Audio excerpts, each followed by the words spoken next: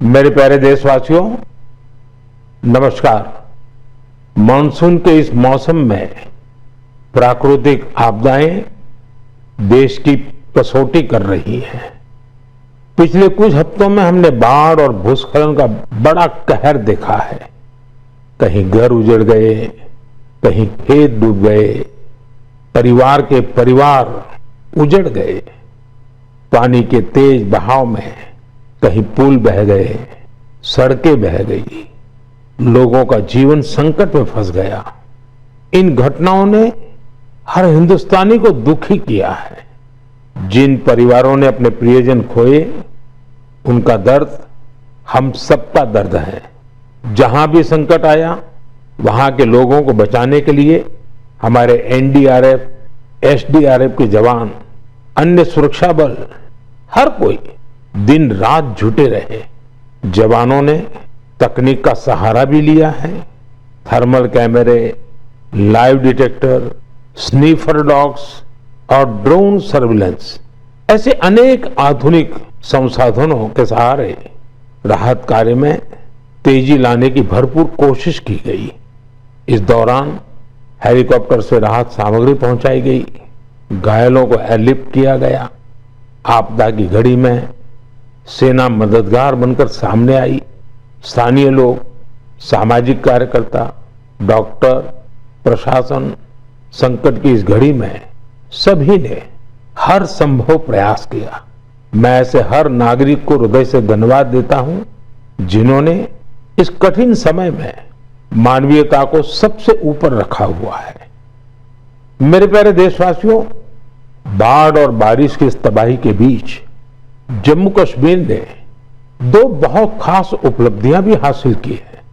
इन पर ज्यादा लोगों का ध्यान नहीं गया, लेकिन जब आप उन उपलब्धियों के बारे में जानेंगे तो आपको बहुत खुशी होगी। जम्मू कश्मीर के पुलवामा के एक स्टेडियम में रिकॉर्ड संख्या में लोग इकट्ठा हुए। यहां पुलवामा का पहला डे नाइट क्रिकेट मैच खेला गया। पहले ये होना असंभव था, लेकिन अब मेरा देश बदल रहा है। ये मैच रॉयल प्रीमियर लीग का हिस्सा है, जिसमें जम्मू कश्मीर की अलग अलग टीमें खेल रही हैं। इतने सारे लोग, खासकर युवा, पुलवामा में रात के समय हजारों की तादाद में क्रिकेट का आनंद लेते हुए, ये नजारा वाकई देखने लायक था।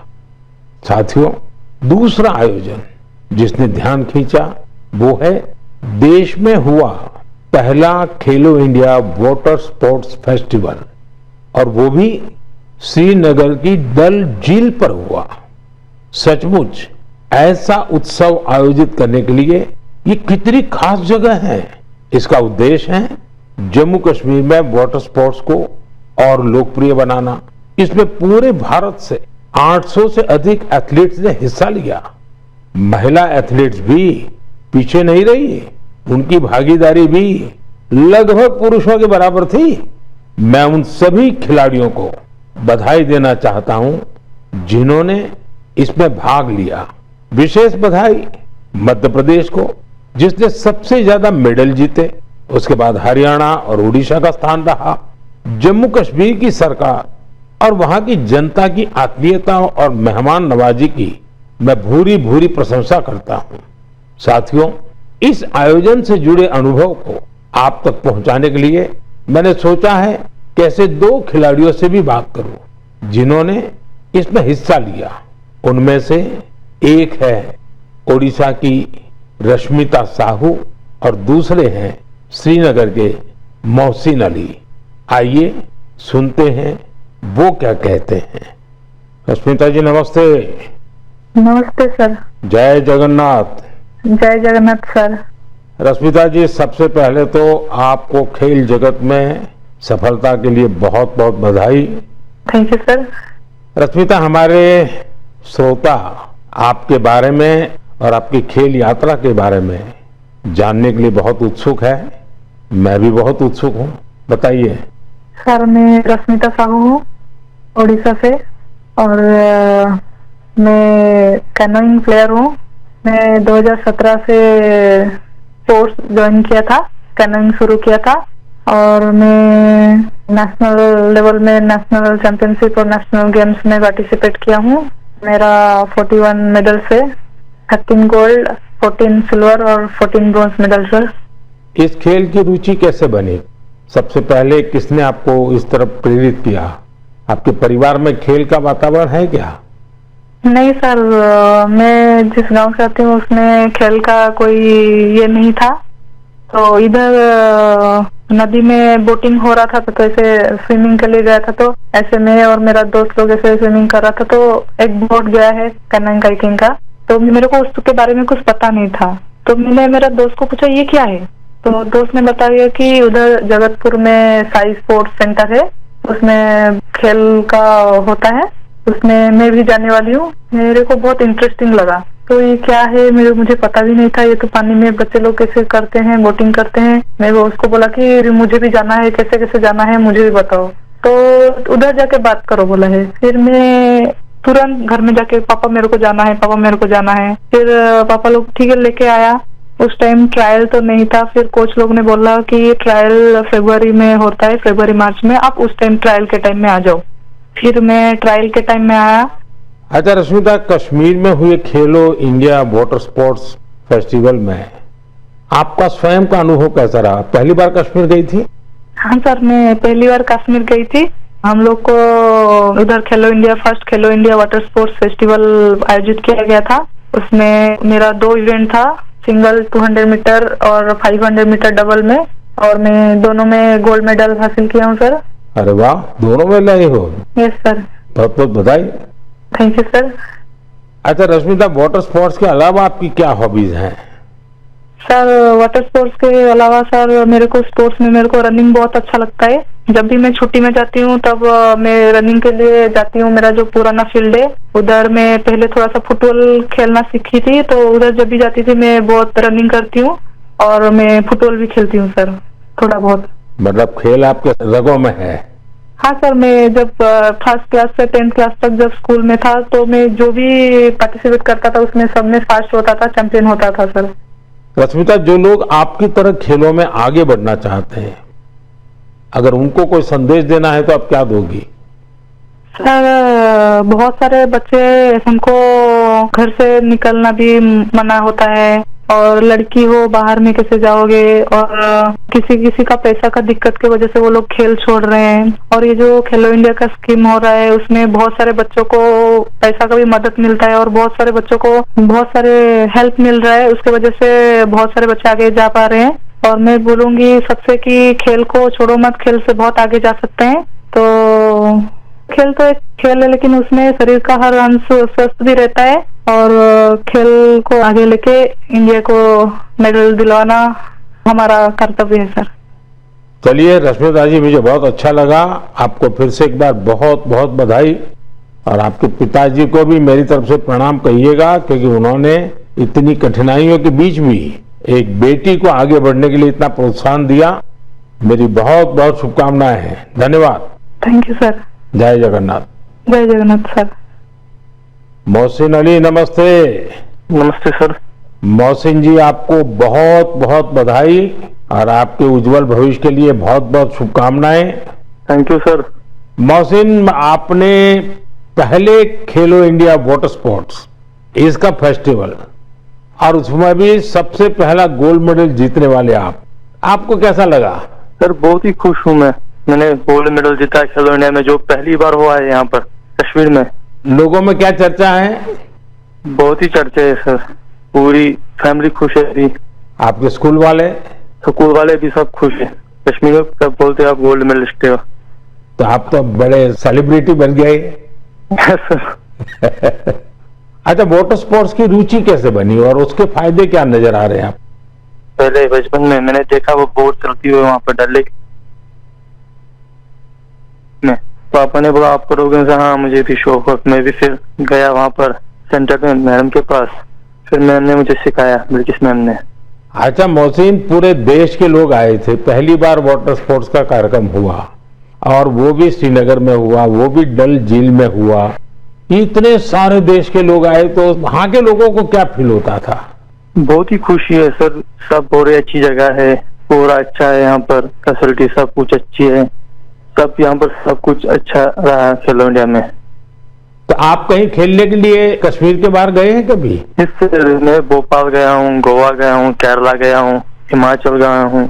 अच्छा, फिर आप तो पूरा हिंदुस्तान देख लिए है। Yes sir. अच्छा, इतने सारे खिलाड़ी वहां आए थे, यस सर। तो नए दोस्त बनाए कि नहीं बनाए? सर बहुत दोस्त बना दिए, एक साथ भी घूमे हम यहाँ पर, डल लेक में, लाल चौक में, पूरे जगह घूमे हम सर, पहलगाम भी गए थे। यस सर, पूरी जगह। देखिए, मैंने तो देखा है कि जम्मू कश्मीर में स्पोर्ट्स टैलेंट बड़ा गजब का है जी। Yes sir. हमारे जो जम्मू कश्मीर के नौजवान है वो देश का नाम रोशन करे, इतना सामर्थ्य है उनके अंदर, और आपने करके दिखाया है। सर मेरा ड्रीम है ओलंपिक में मेडल जीतना, वही ड्रीम है। वाह, शाबाश। वही ड्रीम है सर। देखिए, आपसे सुन करके ही मेरे तो रोंगटे खड़े हो गए। सर अभी वही ड्रीम है मेरा, ओलंपिक में मेडल जीतना, देश के लिए नेशनल एंथम बजाना, बस वही ड्रीम है मेरा। मेरे देश का एक मजदूर परिवार का बेटा इतने बड़े सपने देखता है, मतलब ये देश बहुत आगे बढ़ने वाला है। सर बहुत आगे बढ़ने वाला है, हम शुक्रगुजार हैं इंडिया गवर्नमेंट का जिनने इतना यहाँ पर खेलो इंडिया यहाँ पर पहली बार हुआ है सर। तभी तो तुम्हारा स्कूल में भी जय जयकार चलता होगा। Yes sir. चलिए मोहसिन, मुझे बहुत अच्छा लगा आपसे बात करके, और मेरी तरफ से आपके पिताजी को विशेष रूप से मेरा धन्यवाद करना, क्योंकि उन्होंने मजदूरी की जिंदगी जी करके भी आपकी जिंदगी बनाई है, और आपने अपने पिताजी के शब्दों पर बिल्कुल आराम किए बिना 10 साल तक तपस्या की है। ये खिलाड़ी के लिए बहुत बड़ी प्रेरणा होती है, और आपके कोच को भी मैं बहुत बधाई देता हूं कि जिन्होंने आपके पीछे इतनी मेहनत की। मेरी तरफ से बहुत बहुत शुभकामनाएं, बहुत बहुत बधाई भैया। Thank you sir. नमस्कार सर। जय हिंद। साथियों, एक भारत श्रेष्ठ भारत की भावना देश की एकता, देश के विकास के लिए बहुत जरूरी है, और निश्चित तौर पर खेल इसमें बड़ी भूमिका निभाते हैं। और इसलिए ही तो मैं कहता हूं, जो खेलता है वो खिलता है। हमारा देश भी जितनी टूर्नामेंट खेलेगा उतना खेलेगा। आप दोनों खिलाड़ियों को, आपके साथियों को मेरी बहुत बहुत शुभकामनाएं।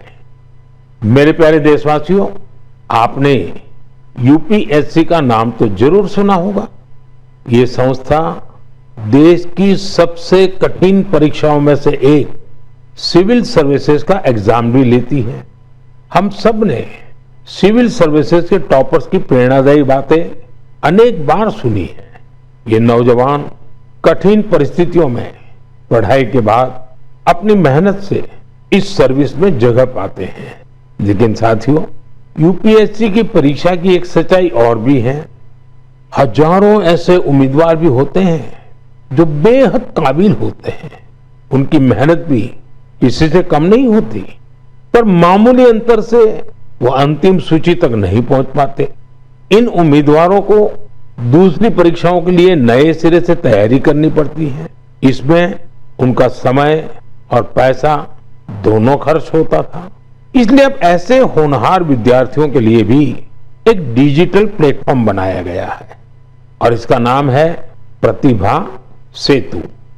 प्रतिभा सेतु में उन उम्मीदवारों का डेटा रखा गया है जिन्होंने यूपीएससी की अलग अलग परीक्षाओं के सभी चरण पास किए, लेकिन अंतिम मेरिट लिस्ट में उनका नाम नहीं आ पाया।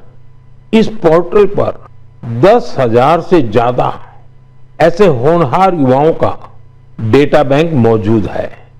कोई सिविल सर्विस की तैयारी कर रहा था, कोई इंजीनियरिंग सर्विस में जाना चाहता था, कोई मेडिकल सर्विसेज के हर पड़ाव को पार कर चुका था, लेकिन फाइनल में उसका सिलेक्शन नहीं हुआ। ऐसे सभी उम्मीदवारों की जानकारी अब प्रतिभा सेतु पोर्टल पर उपलब्ध कराई जा रही है। इस पोर्टल से प्राइवेट कंपनियों इन होनहार स्टूडेंट्स की जानकारी लेकर उन्हें अपने यहां नियुक्ति दे सकती है। साथियों, इस प्रयास के नतीजे भी आने लगे हैं। सैकड़ों उम्मीदवारों को इस पोर्टल की मदद से तुरंत नौकरी मिली है, और वो युवा जो मामूली अंतर से रुक गए थे, अब नए आत्मविश्वास के साथ आगे बढ़ रहे हैं।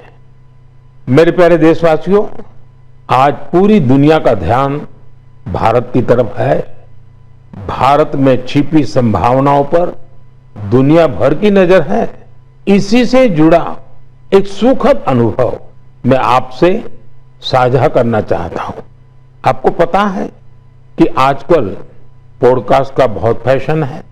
विभिन्न विषयों से जुड़े पॉडकास्ट को भांति भांति के लोग देखते और सुनते हैं। बीते दिनों मैं भी कुछ पॉडकास्ट में शामिल हुआ था।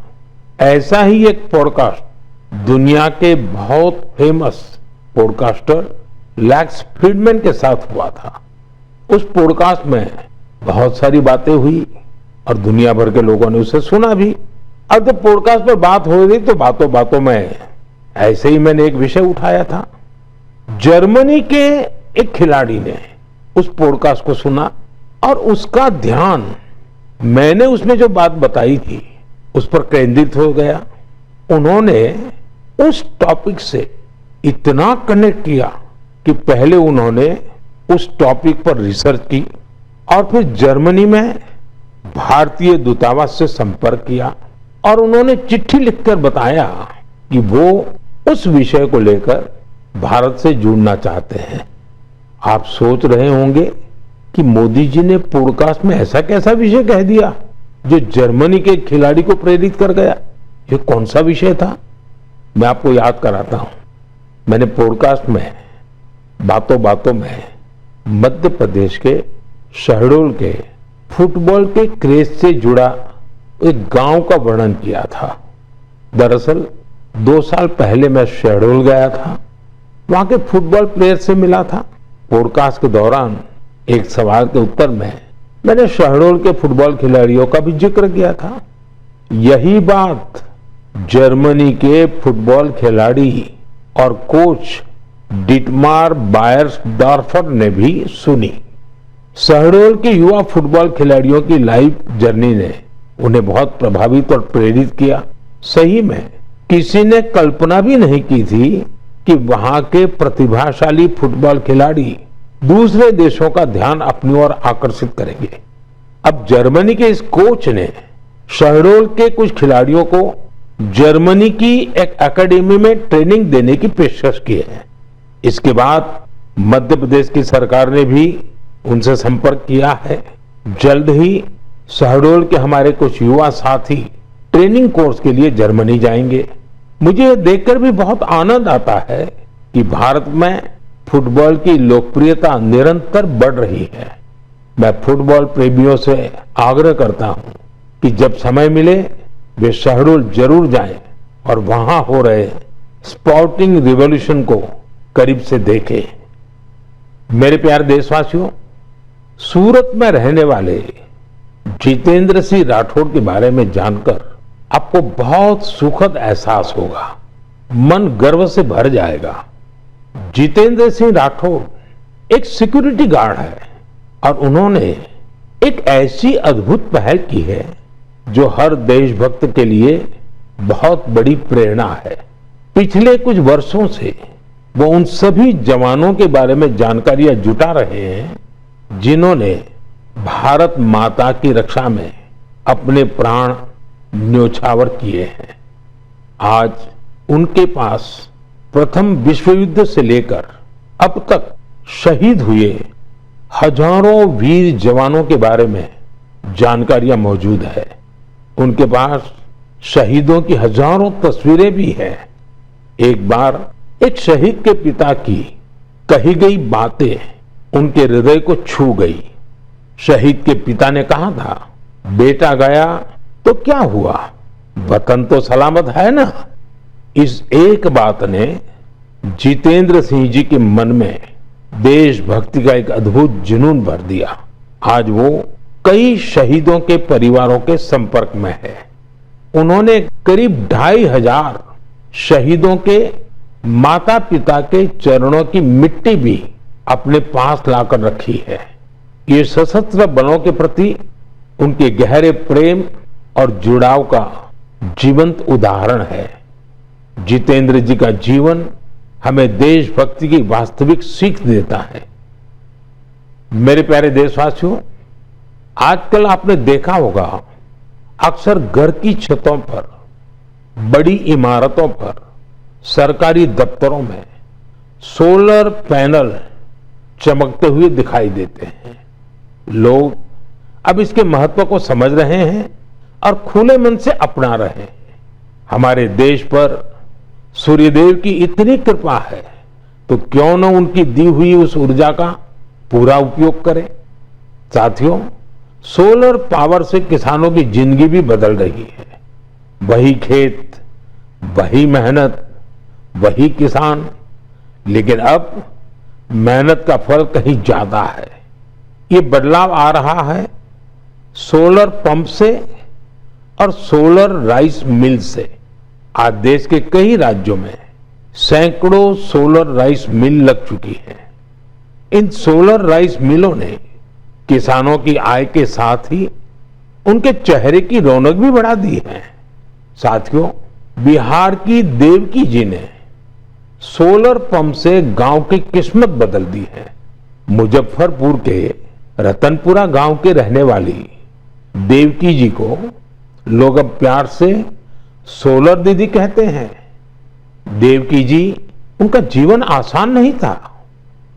कम उम्र में शादी हो गई, छोटा सा खेत, 4 बच्चों की जिम्मेदारी और भविष्य की कोई साफ तस्वीर नहीं।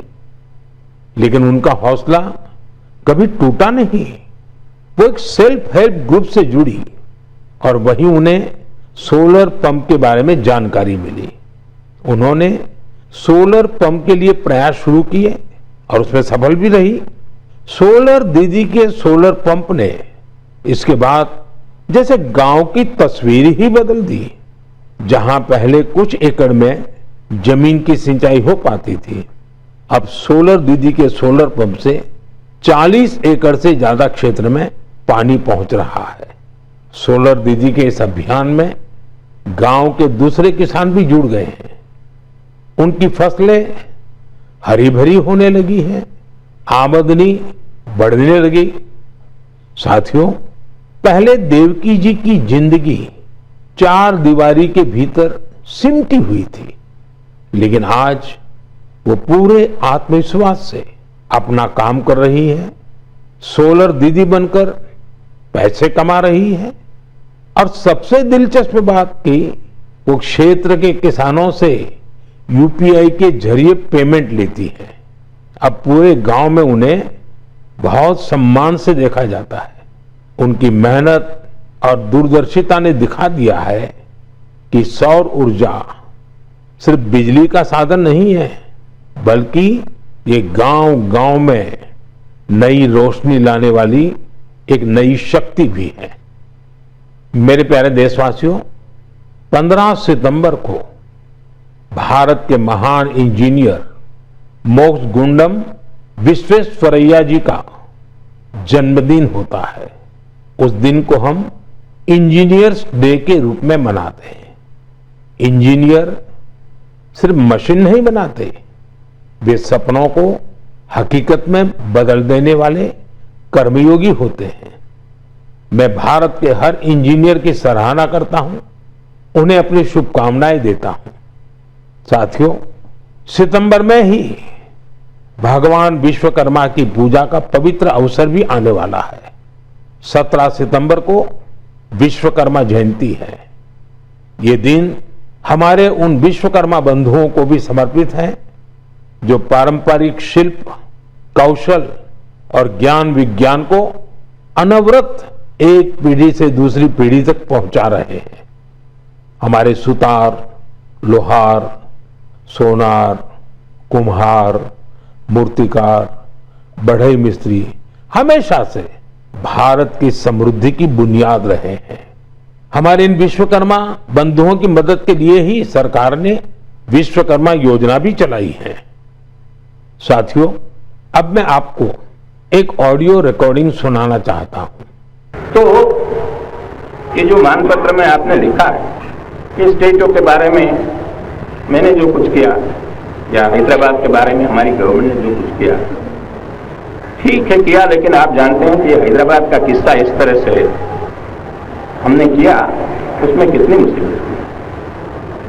सब स्टेटों के साथ, सब प्रिंसेस के साथ हमने वायदा किया था कि भाई कोई प्रिंस का, कोई राजा का हम अलग फैसला नहीं करेंगे, सबका एक के साथ जैसे सबका होता है ऐसा उनका भी। लेकिन उनके लिए हमने वहां तक अलग समझौता किया। साथियों, ये आवाज लौह पुरुष सरदार वल्लभ भाई पटेल की है। हैदराबाद की घटनाओं पर उनके स्वर में जो पीड़ा है उसे आप महसूस कर सकते हैं। अगले महीने सितंबर में हम हैदराबाद लिबरेशन डे भी मनाएंगे। ये वही महीना है जब हम उन सभी वीरों के साहस को याद करते हैं जिन्होंने ऑपरेशन पोलो में हिस्सा लिया था। आप सबको मालूम है कि जब अगस्त 1947 में भारत को आजादी मिली तो हैदराबाद अलग ही स्थिति में था। निजाम और रजाकारों के अत्याचार दिन ब दिन बढ़ते जा रहे थे। तिरंगा फहराने या वंदे मातरम कहने पर भी मौत के घाट उतार दिया जाता था। महिलाओं और गरीबों पर अत्याचार किए जाते थे।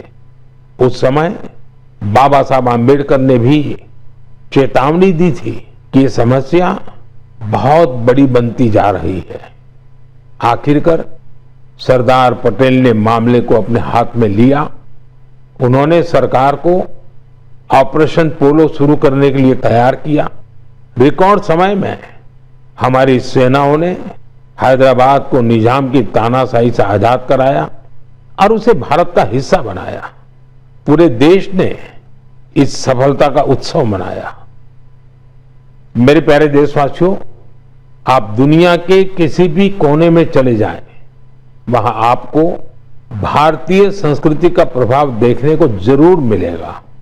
और ये प्रभाव केवल दुनिया के बड़े शहरों तक सीमित नहीं है, बल्कि इसे छोटे छोटे शहरों में भी देखा जा सकता है। इटली के एक छोटे से शहर कैंप रोतोंडो में ऐसा ही देखने को मिला है।